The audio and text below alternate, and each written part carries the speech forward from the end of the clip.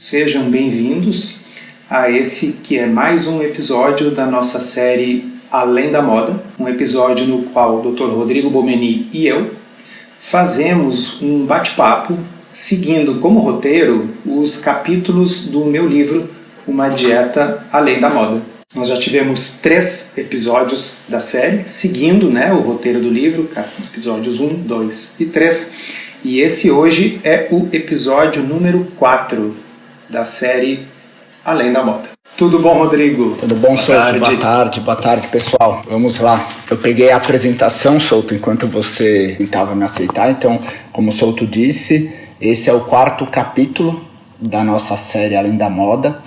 E, particularmente, eu acho que é o capítulo mais simbólico do livro, tá bom? E por que eu digo isso? Porque talvez um dos grandes diferenciais do livro, e eu ressalto isso na minha introdução, é o apego às evidências científicas e não às próprias crenças.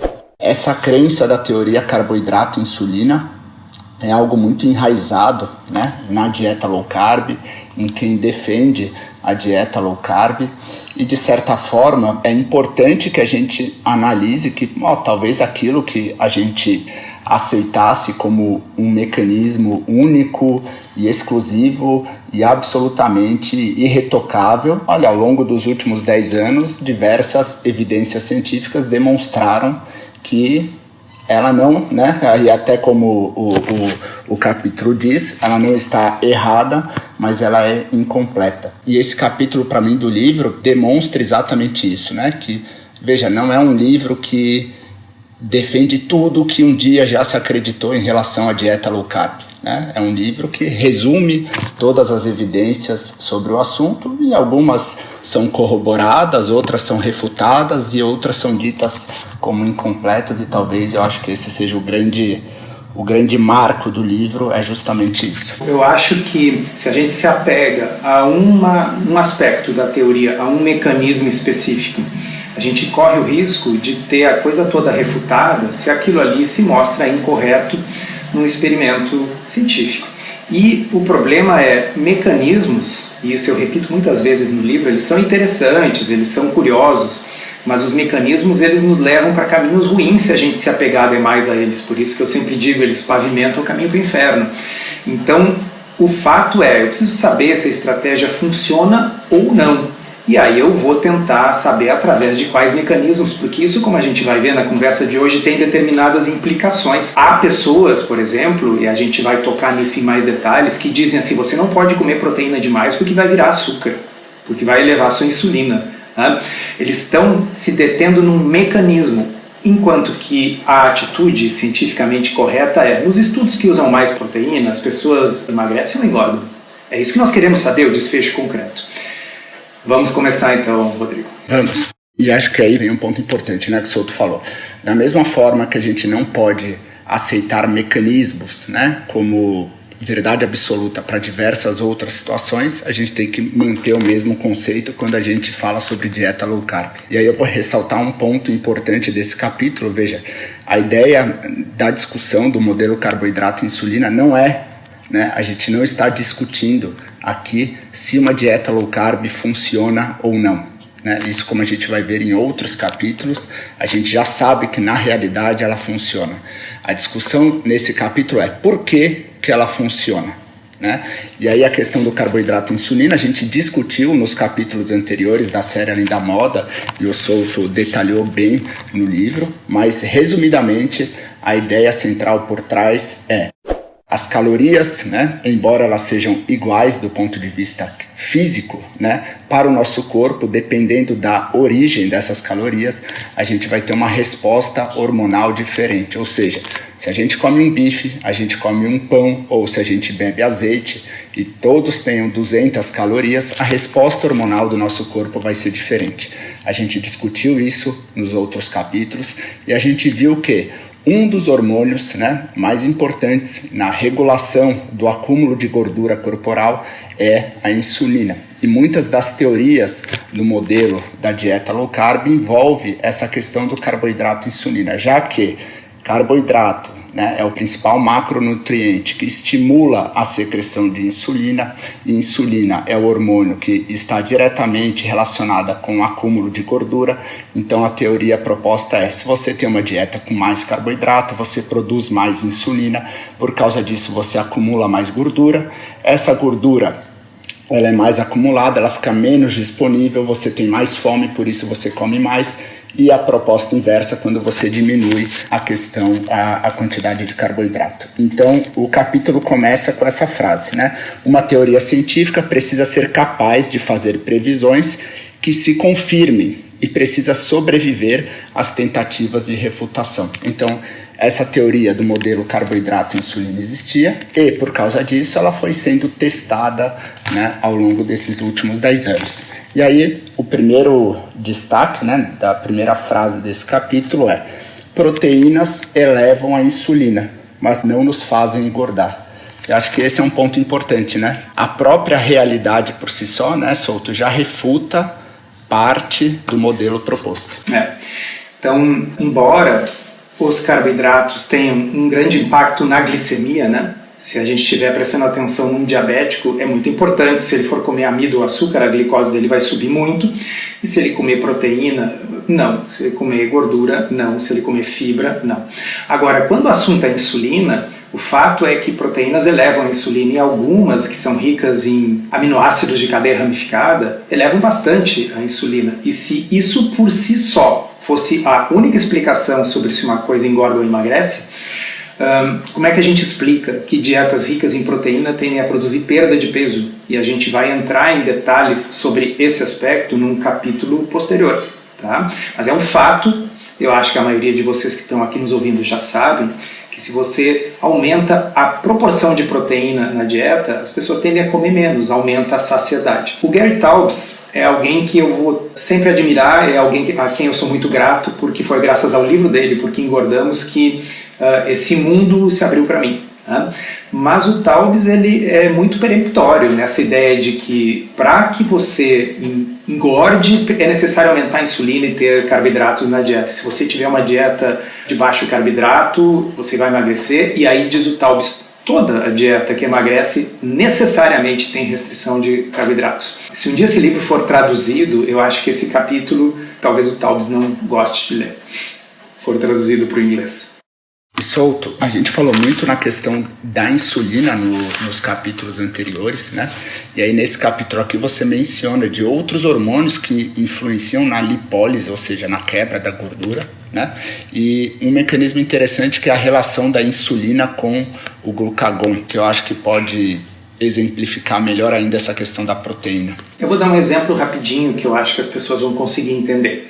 Insulina é um hormônio que faz a glicose no sangue baixar, certo? Faz todo sentido que o corpo tenha criado esse mecanismo de você come açúcar, a glicose no sangue aumenta e secreta um hormônio que é a insulina, que faz ela baixar de modo que controla os níveis. Tá?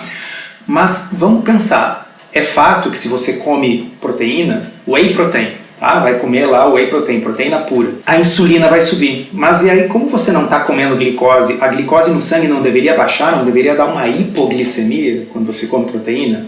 Por que isso não acontece? É porque o corpo, que não é bobo, quando você come proteína, essa proteína estimula dois tipos de células no pâncreas, as células beta que produzem insulina, mas também as células alfa que produzem o glucagon. E esses hormônios, eles têm efeitos opostos. E quando você secreta ambos, os níveis de glicose no sangue tendem a ficar estáveis, e por isso que uma pessoa que come um bife, come um ovo, não vai ter uma elevação de glicemia. Mas esse detalhe que o Rodrigo salientou é muito importante, porque lembrem, a insulina e o glucagon, eles não atuam só sobre os níveis de glicose, eles atuam sobre o destino da gordura no corpo também.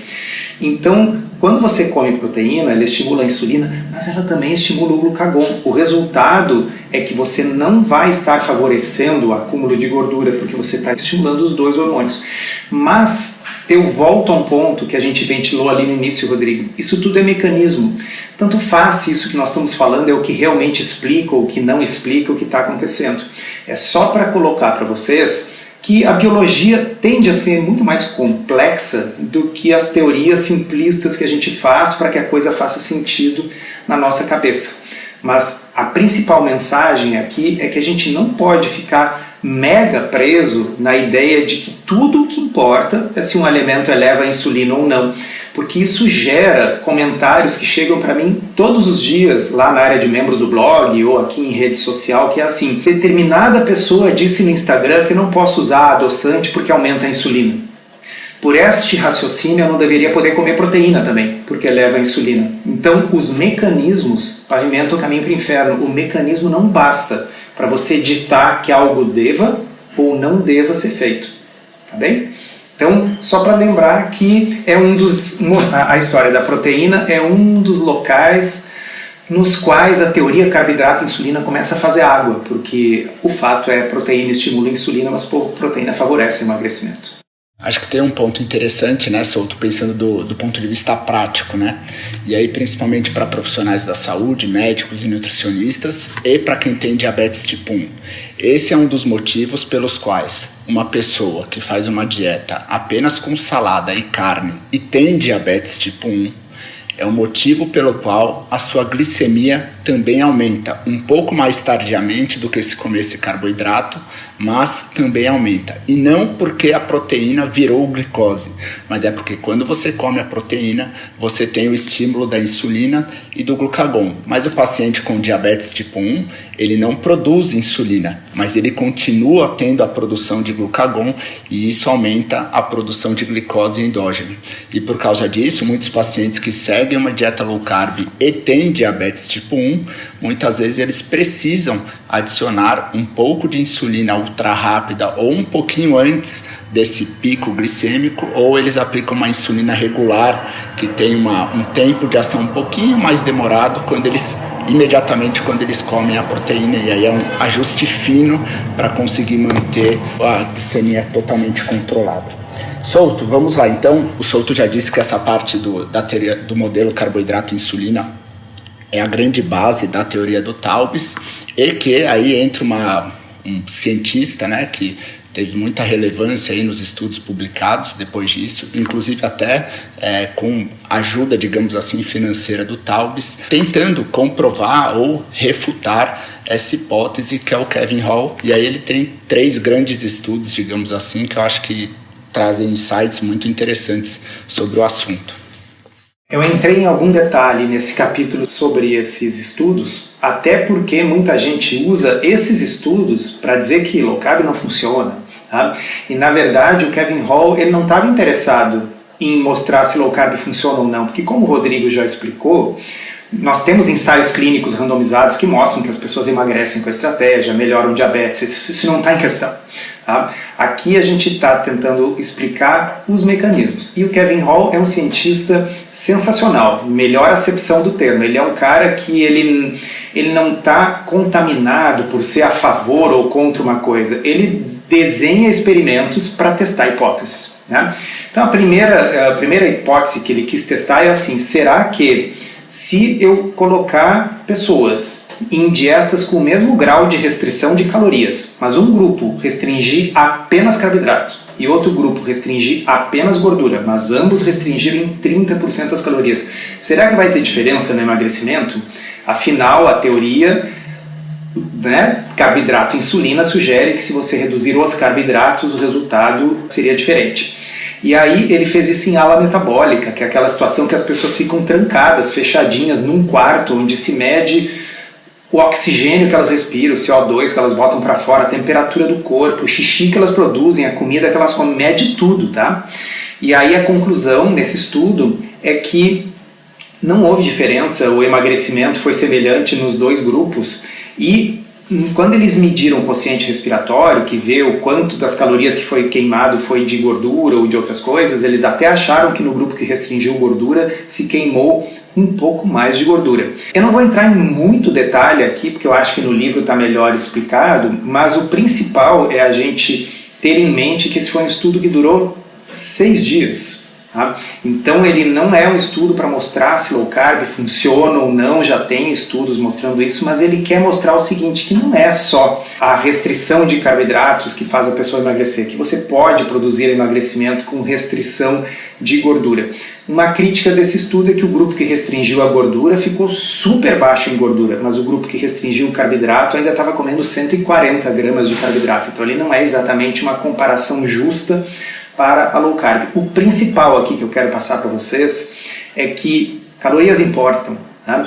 Então, a low carb ela dá muita saciedade, faz com que as pessoas espontaneamente comam menos, mas nesse estudo que as calorias eram exatamente iguais e você restringiu gordura num grupo e carboidrato no outro, o que a gente mostra é que ambos os grupos emagrecem porque ambos restringem as calorias da mesma forma. Então a gente não pode pegar aquela teoria carboidrato-insulina na forma como o Taubes postulou, que é toda a dieta que emagrece porque você restringiu os carboidratos. Então esse estudo mostrou que não. Se você restringir a gordura e a restrição calórica acontecer, haverá emagrecimento.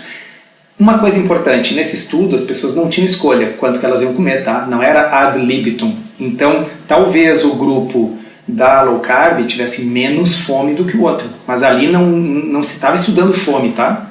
Todo mundo era obrigado a comer a quantidade X de comida. Vale a pena reforçar de novo, né?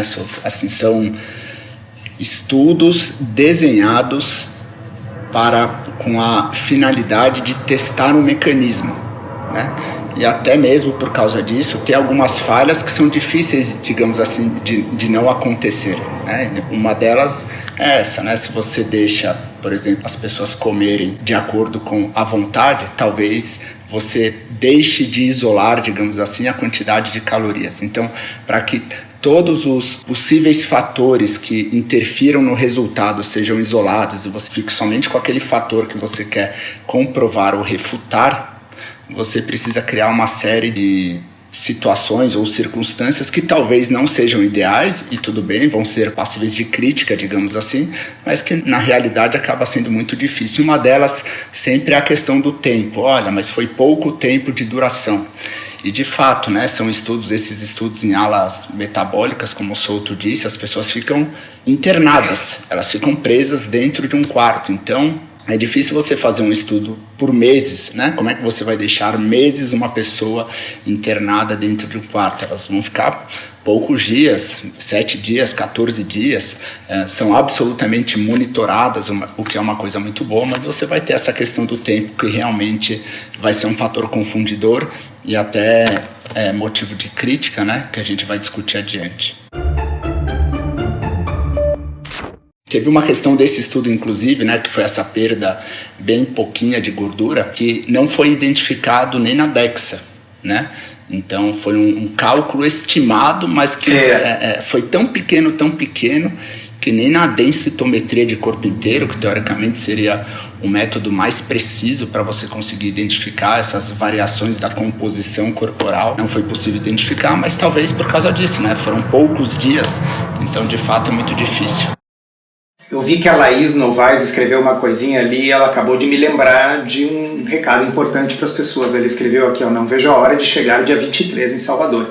Pessoal, quem é de Salvador e região, ou enfim quiser aproveitar um bom motivo para ir visitar Salvador, vai ter um evento presencial. Eu vou estar lá junto com a Fernanda Macuco. Nós vamos fazer um evento, discutir sobre low carb, sobre estilo de vida, responder as perguntas das pessoas que estão presentes e, claro, autografar os livros. Então não deixem de dar uma olhadinha aqui na postagem que eu tenho sobre isso ou lá no Instagram da Fernanda Macuco, dia 23 de novembro, tá bem? Rodrigo, esse estudo especificamente, estudo pequeno, com poucos pacientes, duração de 6 dias, foi o motivo pelo qual o Taubes brigou com o Peter Attia e brigou com o Kevin Hall, porque ele não conseguiu aguentar a ideia de que uma parte importante da teoria que ele defendia com muito afinco estava efetivamente sendo refutada. E veja, esse estudo não mostrou que o low carb não funciona. Ele só sugere que low carb não funciona integralmente pelo motivo que ele achava que deveria funcionar, né? Então, que isso fique de alerta para nós, para a gente não se apaixonar pela própria teoria e que fique de alerta para nós, para não se apaixonar por mecanismos. Por isso que eu sempre digo, o mecanismo pavimenta o caminho para o inferno. O mecanismo é legal para postular hipóteses, para fazer estudos, para testar, para tentar explicar uma coisa que a gente já constatou que acontece, mas se apaixonar pelo mecanismo é transformar o mecanismo em dogma, e isso nunca é bom. E na verdade, eu acho que talvez o pior ponto de se apaixonar pelo mecanismo são as conclusões absolutamente equivocadas em relação, então, por exemplo, de dieta low carb, você falou do adoçante, mas gera o extremo também, né? Que é o que? Você comer uma batata e achar que você vai ganhar peso porque estimulou a insulina por causa da batata. Ou o oposto, que é, já que gordura não estimula a insulina, eu posso comer gordura à vontade e dessa forma eu não vou engordar. E talvez esse seja um dos principais motivos de pessoas que seguem uma dieta low carb e não conseguem perder peso, né? Porque de fato elas restringem muito o carboidrato, mas elas acabam aumentando muito o consumo de gordura, seja através de gordura adicionada, azeite, óleo de coco, banha, óleo vegetal, manteiga, seja através de receitinhas low carb, que de fato tem pouco carboidrato, mas muita gordura, ou seja, elas fazem uma dieta low carb, mas elas aumentam muito a quantidade de gordura, achando que gordura não estimula a insulina, por isso eu posso comer à vontade e aí não emagrece. O segundo estudo dessa trinca de estudos do Kevin Hall foi um estudo muito bem bolado, muito interessante, no qual ele fez o seguinte: eu vou fazer 2 dietas, randomizar as pessoas, mais uma vez um estudo em ala metabólica, completamente controlado, dessa vez com uma duração um pouco maior, de 2 semanas para cada dieta. E aí, nesse estudo, ele formulou 2 dietas que tinham exatamente a mesma proporção de proteína, carboidrato, gordura, fibra, açúcar, tudo igual, com uma diferença. Uma era minimamente processada e a outra era só de alimentos, ou predominantemente de alimentos ultraprocessados. E aí o argumento é, se tudo que importa é se é alto carboidrato ou baixo carboidrato, bem, como a quantidade de carboidrato nas 2 dietas era igual, e de proteína, e fibra, e gordura, e etc., era igual nos 2 grupos, não deveria haver diferença.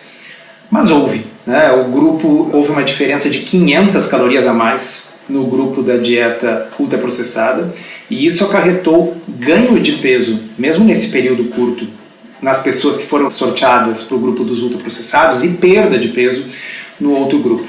Então, mais uma vez, quando a gente diz que a hipótese carboidrato-insulina é incompleta, ela pode explicar parte do processo, mas ela não explica esse fenômeno. Certamente há o componente da hiperpalatabilidade, uma palavra complicada que significa assim, ultraprocessado é muito gostoso, é impossível comer um só, você não come só porque está com fome o bis ou a batata Pringles, entendeu? Você come porque é conveniente e é gostoso, aquilo é fabricado para ser irresistível.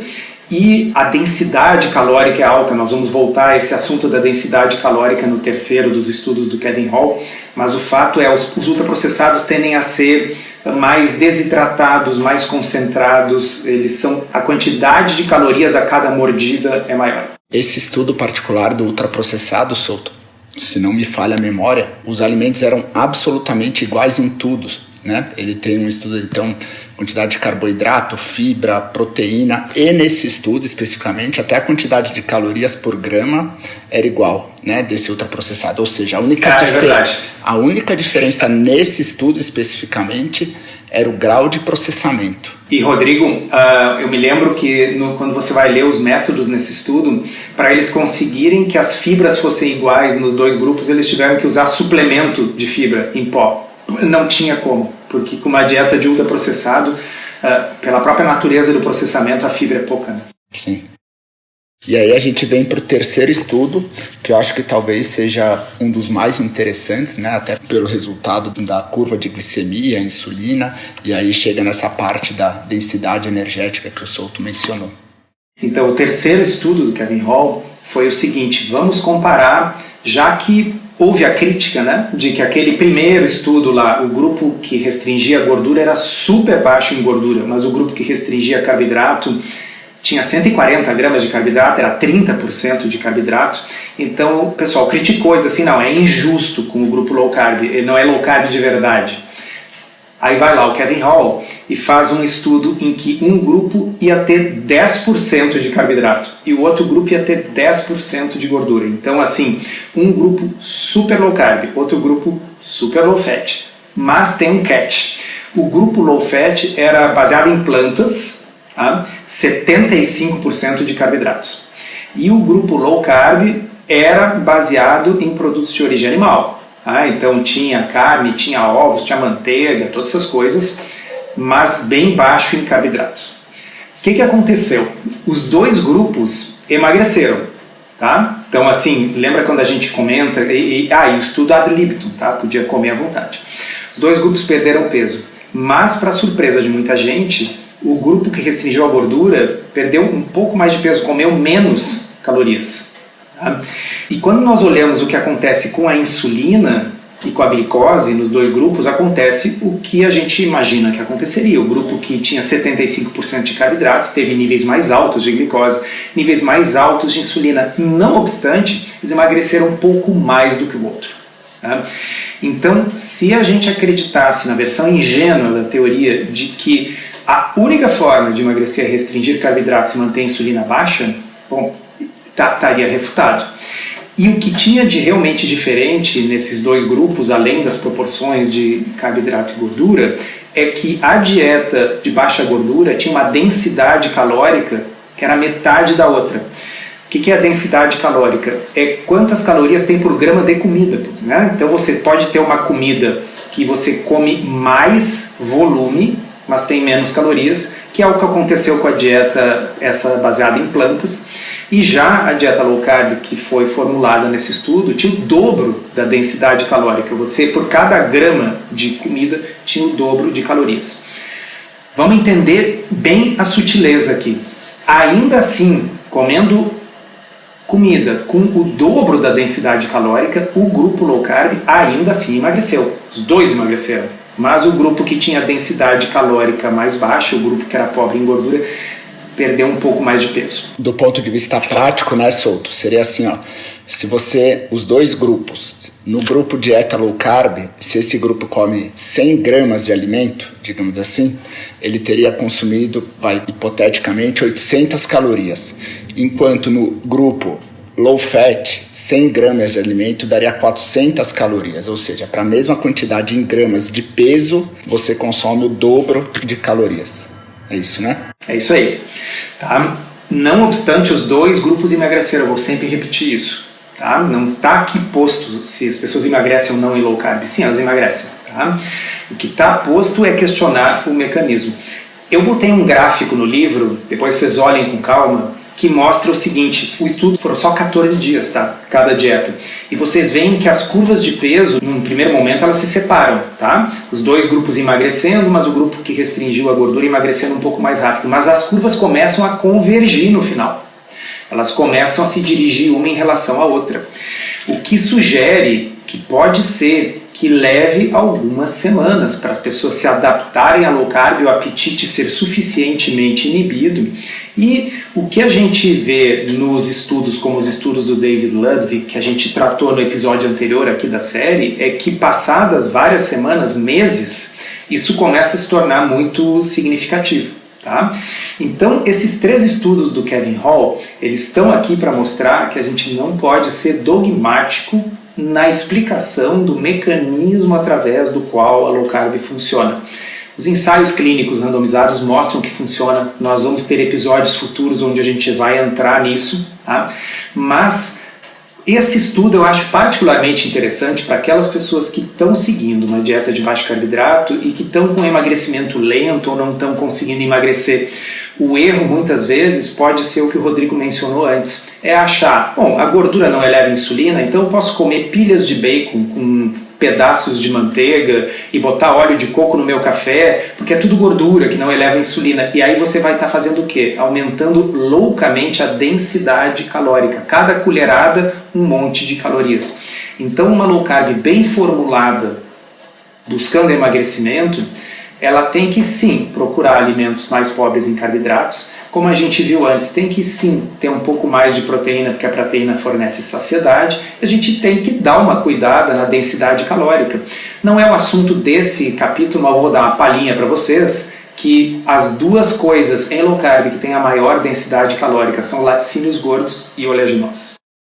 Tem uma frase que, quando você termina esses estudos, que é assim, ó, como disse um crítico, a fada da insulina não vai lhe salvar do excesso calórico, mas ela pode sim dar uma boa ajuda.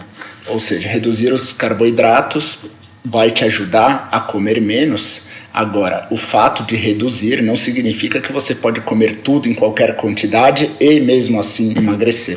E aí, Souto, o capítulo termina com uma fábula muito interessante que eu acho que traduz bem essa ideia de que a teoria carboidrato-insulina ela não está errada, mas ela é incompleta.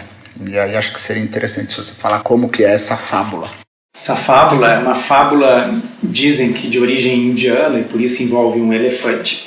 E a fábula é o seguinte: vários homens cegos são apresentados àquele animal que eles nunca tinham visto. Mas eles não enxergam, eles apalpam aquele animal e tentam adivinhar o que é que eles estão vendo. Então eu não vou saber exatamente os detalhes, mas tem um que apalpa a perna do animal e imagina que é um tronco de uma árvore. Tem outro que pega o rabo do animal e acha que é uma corda. Tem outro que pega o marfim do animal e acha que é uma lança. Tem outro que pega a tromba e pensa que é não sei o quê. Então, assim, cada um deles está vendo um pedaço e eles não conseguem imaginar o animal todo. Mas o interessante dessa fábula é o seguinte: nenhum deles está errado. O cara que está vendo a perna do elefante realmente está palpando, está palpando uma coisa que parece um tronco de uma árvore. E aquilo faz parte do todo que é um elefante. Aquele rabo que parece uma corda faz parte do todo que é um elefante. Então, às vezes, quando a gente tem um assunto complexo, como as várias teorias que explicam por que uma dieta de baixo carboidrato é eficaz na perda de peso, um autor vai dizer assim: é óbvio, essa é uma dieta que funciona porque você restringe açúcar, e açúcar é uma coisa que faz as pessoas comerem mais, eleva a insulina e tal. Aí vai ter um outro que vai dizer: naturalmente funciona, porque essa é uma dieta em que se come mais proteína, e a proteína sabidamente induz mais saciedade. Aí vai ter um outro que diz: não, é lógico que funciona, porque essa é uma dieta que reduz os alimentos ultraprocessados. Afinal, se é uma dieta baixa em carboidratos, vamos pensar o que sai. Sai todos os salgadinhos, sai todos os doces, sai o refrigerante com açúcar, sai os alimentos que são... O grosso dos ultraprocessados são alimentos ricos em carboidratos, e as pessoas vão comer menos. Aí tem um outro que diz assim: não, essa é uma dieta que funciona porque ela é mais parecida com aquela com a qual o ser humano evoluiu, e a dieta paleolítica sugere que se você comer uma dieta alinhada com o que o ser humano comia durante a evolução, isso vai trazer bons resultados. E aí o que eu comento é que todas essas explicações podem ser verdadeiras ao mesmo tempo, mas nenhuma delas é verdadeira isoladamente. A gente tem que ter a capacidade de aproveitar o que cada teoria nos oferece de melhor para fins da gente formular o que vai ser melhor para cada pessoa, para cada paciente. Então o equívoco é a gente se apaixonar por um pedacinho da teoria e se convencer que aquele animal ali é só uma corda, ou que aquele animal ali é só um tronco de uma árvore, quando na realidade é um elefante. Então, lembra que tinha outros exemplos dessa fábula que eu fiz comparações? Tem lá o William Davis, do Barriga de Trigo, ele diria assim: uma dieta sem baixo carboidrato é uma dieta sem trigo, e o trigo é o problema. E acho que vão ter aquelas pessoas que vão falar: uma dieta low carb funciona só porque você faz déficit calórico. Que é o que a gente... Sim, essa é muito engraçada, porque a gente já falou isso várias vezes aqui para vocês, mas seria a mesma coisa que eu dizer que, sim, uma pessoa ela só enriqueceu porque ela ganhou mais do que ela gastou.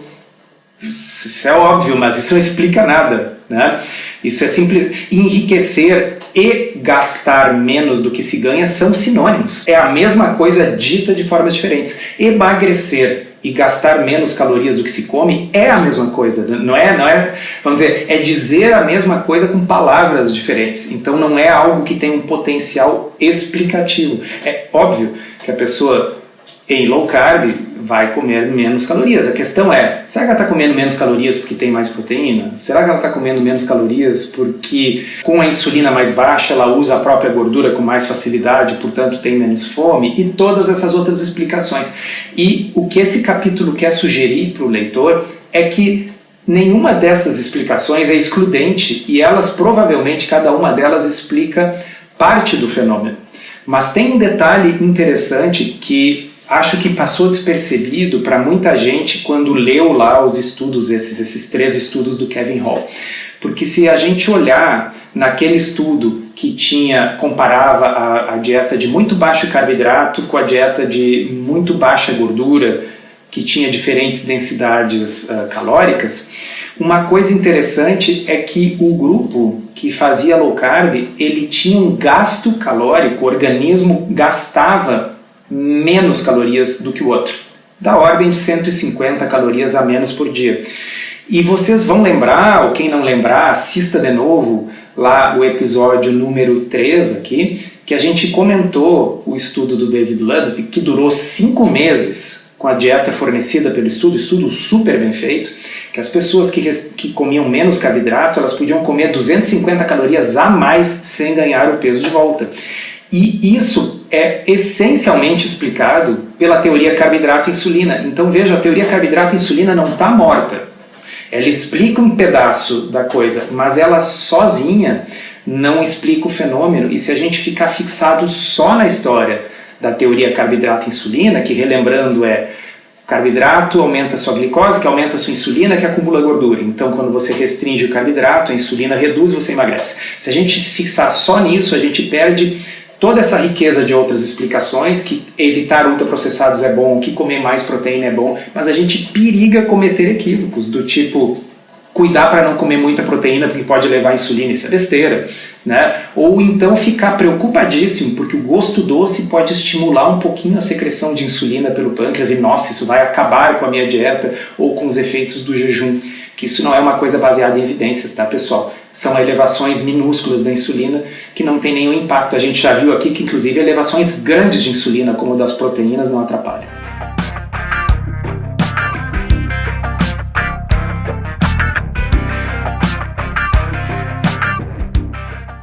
Solto. Então, ó, só para terminar, lembrando, né, para quem ainda não comprou ou não leu o livro, então esse é o livro, Uma Dieta Além da Moda. A série Além da Moda, a ideia é a gente discutir um capítulo por live, por capítulo, reforçando o evento em Salvador que vai ter, então pode entrar no Instagram, na bio do Souto e da Fernanda Macuco para você adquirir o ingresso. Eu acho que para quem tiver disponibilidade aí no final de semana, o Souto durante essa semana participou do podcast do Bem-Estar da Globo e falando também sobre dieta low carb, e ficou um podcast muito bacana. Eu acho que ele aborda vários pontos aí que são muito interessantes e relevantes sobre a dieta low carb, então é só procurar podcast do Bem-Estar da Rede Globo. Eu acho que vale a pena escutar e encaminhar para os amigos, porque ficou muito bom. E no nosso próximo capítulo, vou ser meio até repetitivo, porque eu comecei esse capítulo falando que era o capítulo mais legal, mas o próximo capítulo, de fato, é muito relevante, porque eu acho que traz um conceito que muitas pessoas que, inclusive, seguem o Souto há mais tempo, ainda não conhecem, que é essa questão da relação proteína-energia, a importância do alavancamento proteico no nosso consumo calórico. E o nome do capítulo é A Proteína como Freio do Apetite. Então, no próximo capítulo, a gente vai discutir mais a fundo a importância da proteína no emagrecimento. Pessoal, agradeço mais uma vez a participação de vocês, agradeço como sempre muito ao Rodrigo, que tem tido a paciência de fazer esses episódios capítulo por capítulo, e a gente vai seguir, tem muita conversa pela frente. E esses episódios também ficam como episódios extras do podcast Comida Sem Filtro para quem prefere escutar em áudio. Muito bom. Boa tarde. Obrigado, Souto, pelo privilégio de poder fazer esses capítulos com você. Boa tarde, pessoal. Obrigado. Bom sábado a todos.